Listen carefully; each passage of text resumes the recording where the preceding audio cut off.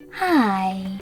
In front of me is FOSSIBOT F101 and today I would like to show you how you can connect it to printer. First of all, go into Devices Settings and click on Connected Devices right away. Following that, select Connection Preferences, click on Printing and default print service. Now just wait. Your device is looking for a printer. When it finds one, it will connect to it right away.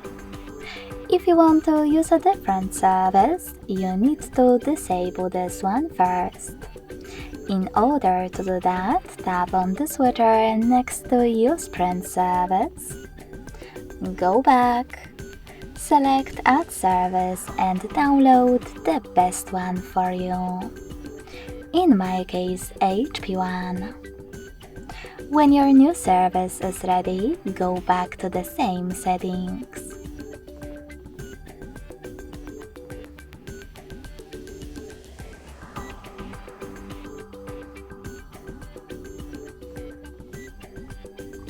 Lastly, click on it and wait as well.